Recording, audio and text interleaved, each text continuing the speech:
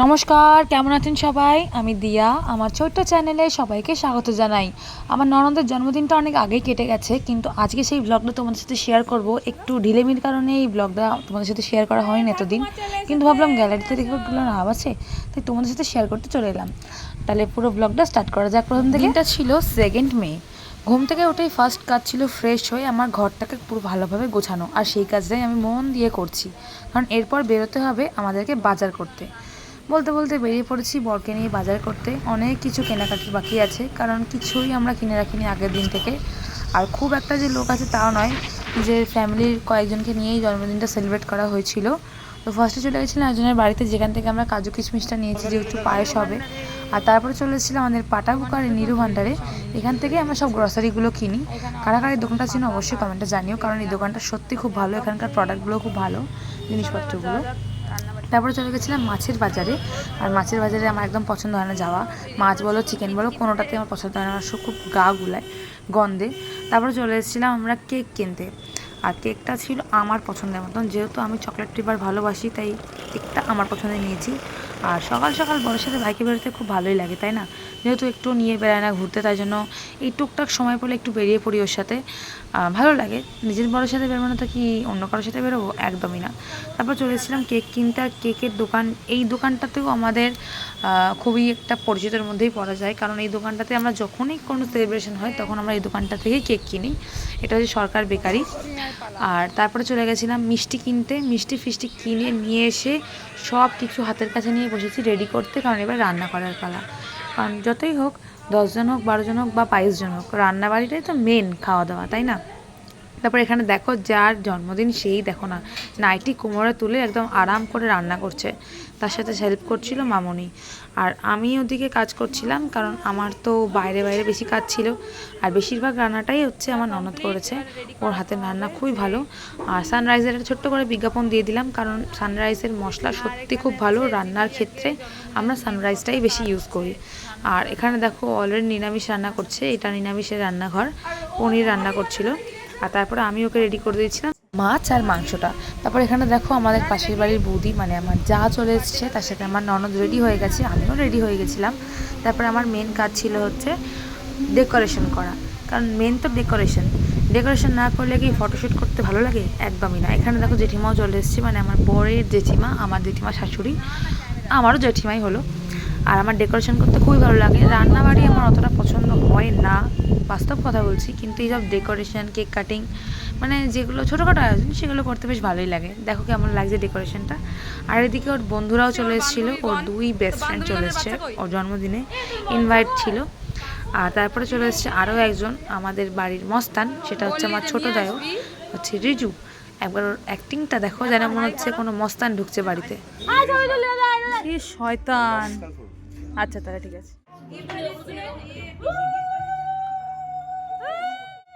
সবাই বাড়িতে চলে আসার পর এখানে আমার বাপি, মানে আমার শ্বশুরমশাই, তার মেয়েকে আদর করছিল, আশীর্বাদ করছিল। এমনকি আশীর্বাদ করেছে একটা দারুণ সারপ্রাইজ দিয়ে, একবার দেখো।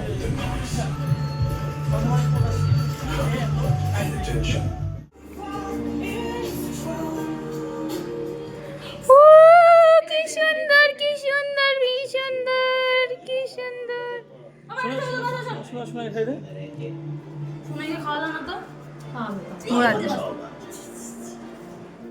সেট করে হাতটা তুলে নিল, আমাকে যে টাইমও দিচ্ছে না। না, আর ইনি হচ্ছেন আমার শাশুড়ি মা, মানে আমার ননদের একমাত্র মা। আর আশীর্বাদ করছিল। যেহেতু মামনি তো অতটা ফোন ভিডিও এগুলো সম্বন্ধে তো বোঝে না, তাই কখন কিভাবে ছবি তুলছি বা ভিডিও করছি সেটা বুঝতে পারছে না, খুব তাড়াতাড়ি করে আশীর্বাদ করে ফেলছে। একটু বকা দিচ্ছিলাম সামান্যতম। তারপরে আশীর্বাদ করার শেষে, মামনি আশীর্বাদ করার শেষে, এখানে আমরা বাইরে বেরিয়েছিলাম একটু ফটোশ্যুট করতে। মানে বাপির সাথে সেরকম একটা আমরা ছবি তুলতে পারি না, তাই জোর জবরদস্তি ফটো তোলানো যাকে বলে।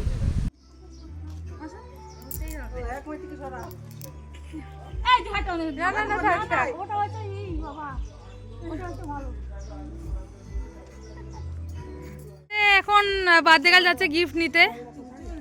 হাই ভগবান,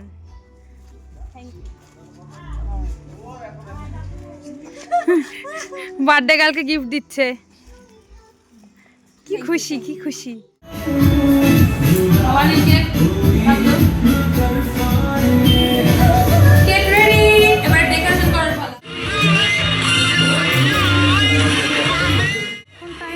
রেডি হলো, এবারে রিলস বানানোর পালা। রিলস বানাতে গিয়ে আমরা হেসে পাগল হয়ে যাচ্ছিলাম, একটা রিলস বানাতে গিয়ে মানে অস্থির।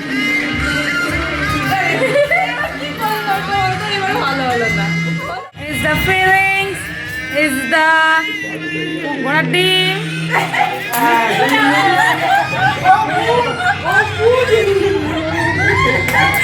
একটা শর্ট বানাতে গিয়ে সব হেসেই পাগল হয়ে যাচ্ছে। Is the feelings, it's the ঘোড়ার ডিম মুখে ঢুকিয়ে দেবে, তুই নিচে ঢুকালি কেন? দে বসা, দিয়ে নে ফুঁদে। শেষমেশ রিলসটা বানানো হলো জাতামাতা করে। তারপরে শুরু হয়েছে কেক কাটিংয়ের পালা। আর এখানে বর্দা ছবি তুলে দিচ্ছিল। একবার দেখো এমন করে তাকিয়েছে কেকের দিকে যেন না পুরো কেকটা ওকে একাই খেয়ে ফেলবে। Happy birthday to you, happy birthday to you, happy birthday dear Rajshree, happy birthday to you. ইয়ে কেক কাটিং হচ্ছে। Happy birthday. সবাই কি সুন্দর প্রেজেন্ট, আজকে রানীর জন্মদিনে সবাই প্রেজেন্ট। হ্যালো গাইস, ঠিক আছে আমাকে নাও ভিডিওতে।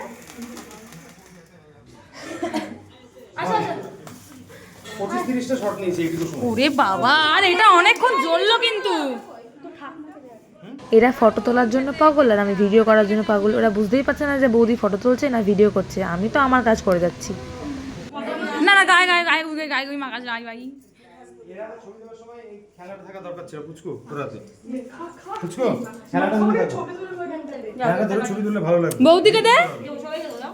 কেক কাটিং এর পর সবাইকে খেতে দিয়ে দিয়েছিলাম যাতে তাড়াতাড়ি সবাই খেয়ে নিতে পারে, কারণ তারপরে আমি আর আমার ননদ খাবো।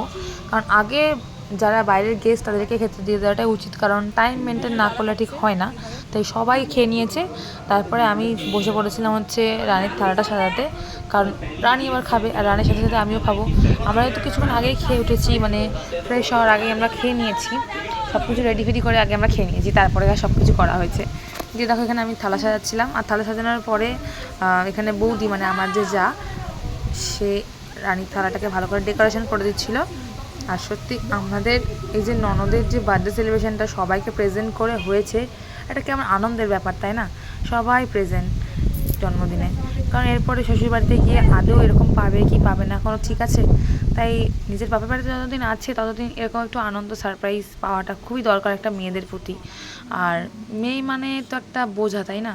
কিন্তু আমার কাছে এটা একদমই মনে হয় না যে মেয়ে মানেই বোঝা, কারণ আমারও তো মেয়ে আছে। আমি চাইও না যে আমার মেয়েকে আমি তাড়াতাড়ি বিয়ে দিয়ে দেবো, বা বিয়ের কোনো আইডিয়াই আমার মাথায় আসে না। সেরকম ননদের ক্ষেত্রেও তাই, সবাই ওর বিয়ে নিয়ে সেরকম একটা কেউ ভাবছে না, কারণ ওর একটা চাকরি করার ইচ্ছা আছে। দেখা যাক ও চাকরিটা কতদিনে পায়। তো তারপরে খাওয়া দাওয়া শেষ করে অনেকটা কাজ বাজ বাকি ছিল, কারণ বাসন মাজা ঘর গোছানো সবই ছিল। আর সেটা করতে করতে অনেকটা সন্ধে হয়ে গেছে। আর সন্ধ্যের পরে দেখো এখানে আমার আরেক ননদ আর নন্দাই চলে এসেছে, সেখানে আমার মেয়েও প্রেজেন্ট। ওদের খেতে দিয়ে দিয়েছিলাম। এবার তোমাদের সাথে শেয়ার করবো যে আমার ননদ জন্মদিনে কি কি পেয়েছে। কত গিফট পেয়েছে, চল চল চল গিফটগুলো খোল খোল দেখি। ফার্স্ট এটা খুলছি, ওকে? আচ্ছা ফার্স্ট মা দিয়েছে, মা বাবা সোনার আংটি। আমার ছোট থেকে অনেক স্বপ্ন ছিল এটা, এইটা হ্যাঁ ভালো করে এটা আমার মা বাবা দিয়েছে আমাকে। আমার ছোট থেকে অনেক ইচ্ছে ছিল, তো পারিনি ফ্যামিলি প্রবলেমের জন্য, কিন্তু এখন ইচ্ছেটা পূরণ হয়েছে। এটা আমার ফার্স্ট মানে সবথেকে অমূল্য গিফট। নে নেক্সট গিফট দেখা। নেক্সট গিফটে যাই এবার। ওয়াও কি সুন্দর ব্যাগটা। এটা আমার ফার্স্ট গিফট। এটা বড়দা ভাই দিয়েছে, বড়দা ভাই ছোটদা ভাই মিলে। Very good. নেক্সট দেখা যাক এটার ভিতরে কি রয়েছে। যা বলেই দিল। Next perfume. এই শাবাশ, পারফিউমটা খুলে একটু দেখা। দিতে পারছি না, খুলতে পারছি না আপাতত। ঠিক আছে। যে মা আমাকে দিয়েছে, বিকজ আমি অল টাইম বাড়িতে নাইটি পরে থাকি, তাই আমাকে এই সুন্দর নাইটিটা দিয়েছে আমার জেম্মা, যেটা আমার মা পরবে। নে নেক্সট গিফট। এটা ঠিক আছে, এটা আমার বান্ধবীরা আমাকে দিয়েছে, ক্রপ টপ। একটা ক্রপ টপ, খুব সুন্দর। নেক্সট গিফট দেখা। নেক্সট এটা আমার বোন দিয়েছে, দেখা যাক কি রয়েছে।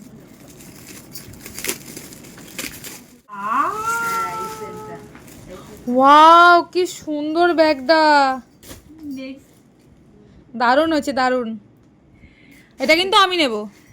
নেক্সট পেয়েছি, এই তো আমি সবাই জানে বাড়িতে নাইটি পরি, তাই আমি নাইটি পেয়ে গেছি। ইয়েস। আর আর আপাতত কিছু নেই।